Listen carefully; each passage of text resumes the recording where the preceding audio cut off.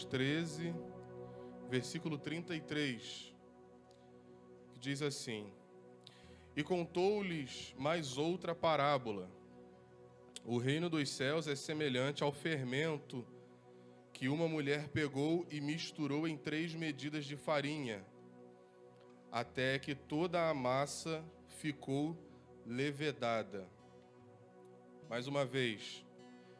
E contou-lhes mais outra parábola.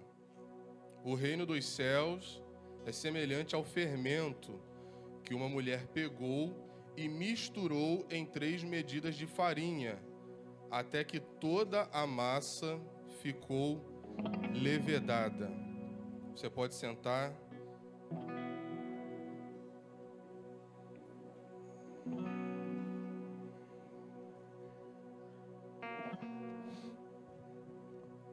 Queridos, esta parábola é uma das 7 parábolas acerca do reino dos céus que Jesus conta no Evangelho de Mateus, no capítulo de número 13.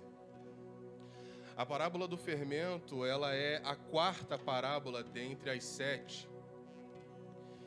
E essa parábola, ela chama a minha atenção por alguns motivos. Primeiro, porque é uma parábola acerca do reino dos céus. Segundo, esta parábola, ela é diretamente contada de Jesus para os seus discípulos. Diferente de outras que Jesus está se dirigindo à multidão, ao povo que o seguia, que o cercava.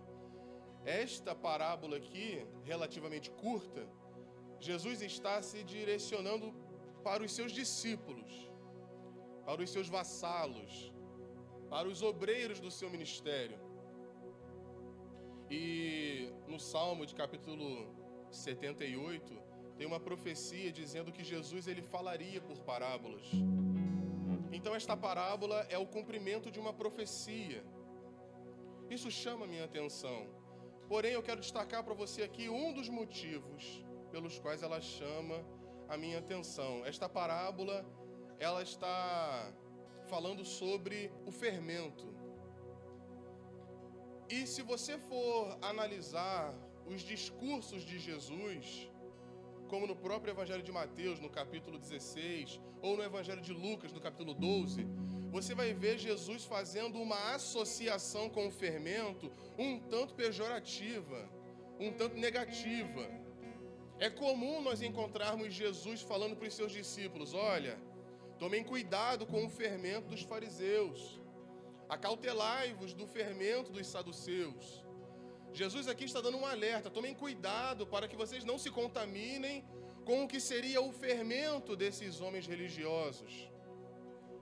Se você for pegar o livro de Êxodo, no capítulo 12, ou o livro de Levítico, no capítulo 23... onde está ali as festas judaicas, você vai ver que a festa da Páscoa, que é uma das principais solenidades que Deus estabelece para o povo, ele dá uma ordem específica. Quando começar a festa da Páscoa, vocês terão que comer pães sem fermento.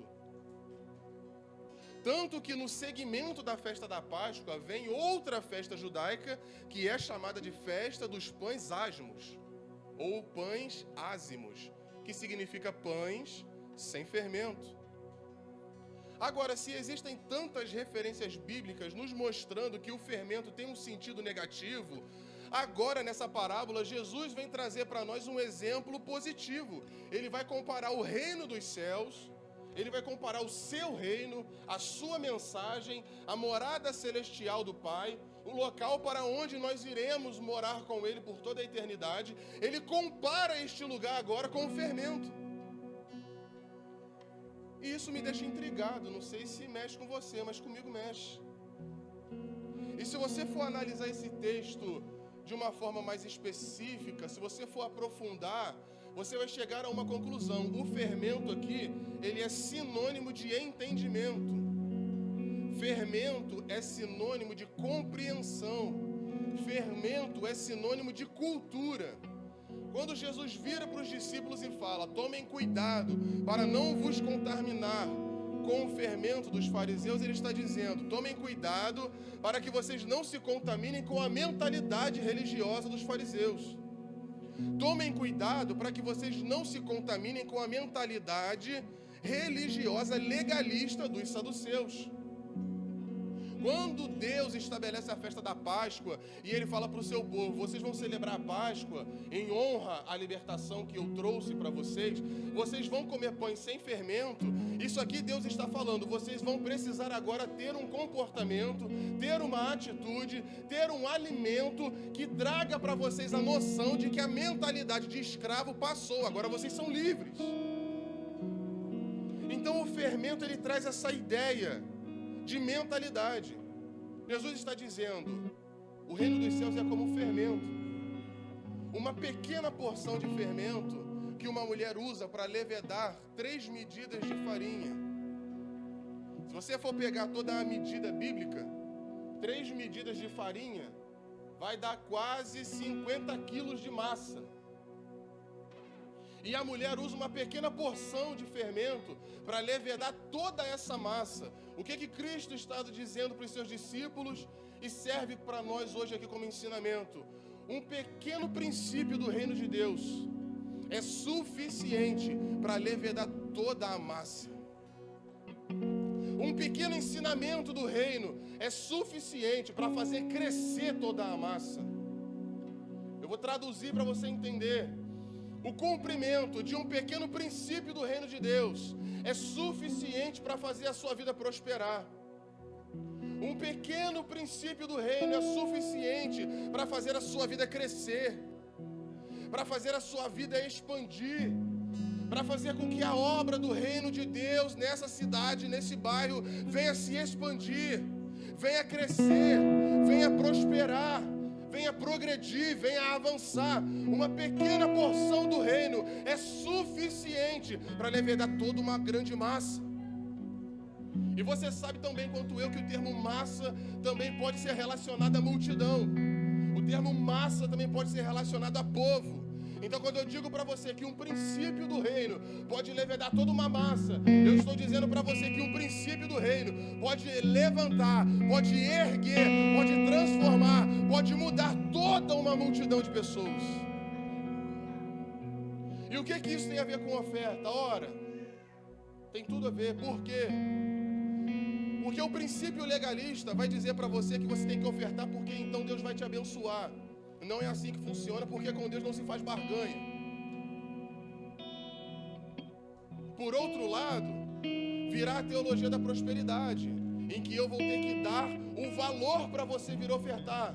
Porém, isso não é bíblico, porque a Bíblia diz que Deus, Ele aceita a oferta quando ela é de bom grado, sem pesar no coração, e cada um deve contribuir segundo o proposto do seu próprio coração. Eu não tenho que dar valor na sua oferta, você oferta aquilo que você entende que tem que ofertar, é entre você e Deus. Mas o princípio do reino é o seguinte: você irá prosperar quando você cumprir a verdadeira religião.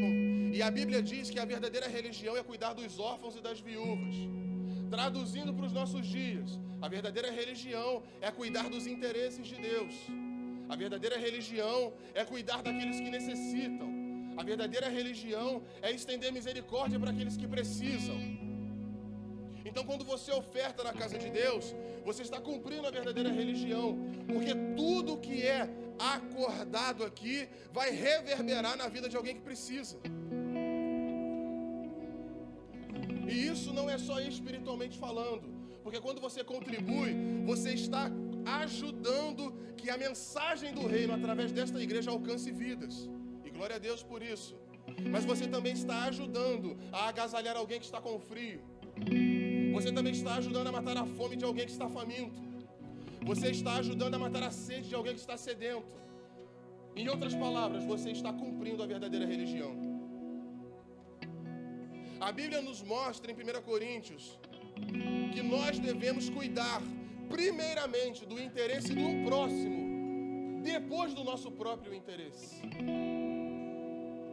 Paulo vai dizer que nós não devemos agir com contenda, mas devemos considerar o outro mais importante do que nós mesmos. A Bíblia nos leva a ter um nível de altruísmo sem igual. E por que eu trouxe essa parábola do fermento?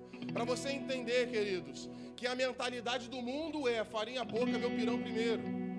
A mentalidade do reino é farinha pouca, eu mato a fome de quem precisa. Farinha pouca, eu mato a fome de quem não tem farinha, porque eu vou ter amanhã de novo. Essa é a mentalidade do reino. A mentalidade do reino é, se tem 2 pratos de comida, eu não preciso comer os 2 e ficar farto, empazinado. Se tem 2, eu como um para o pastor Walter comer o outro. Isso é reino. Não é aquela expressão, eu tiro do meu corpo para vestir quem está nu. Não. É se eu tenho e ele não, eu corro atrás para que ele também tenha. Isso é reino. E o que Cristo está falando aqui é, não tenha essa mentalidade mundana que corrompe os princípios que eu ensino, mas tenha a mentalidade do reino dos céus. E por que eu trouxe isso para você aqui hoje? Eu já falei outras vezes e eu vou repetir. O momento ofertório, irmãos, nada mais é do que uma oportunidade de você externar a sua gratidão pelas bênçãos que Deus já te deu. Quando você levanta e vem até o gasofilaço ofertar, você está dizendo, graças a Deus porque estou vestido, não estou nu. Graças a Deus porque hoje eu me alimentei 2, 3, 4 refeições. Deus me sustentou, obrigado, Senhor, eu estou ofertando. Eu agradeço porque está chovendo e eu tenho um teto sobre a minha cabeça que me cobre. Está chovendo e eu tenho um carro que me traz para a igreja e eu não preciso ficar tomando chuva no ponto de ônibus. Quando você reconhece que tudo isso que você tem é dádiva da graça de Deus, você retribui com gratidão na casa da oração.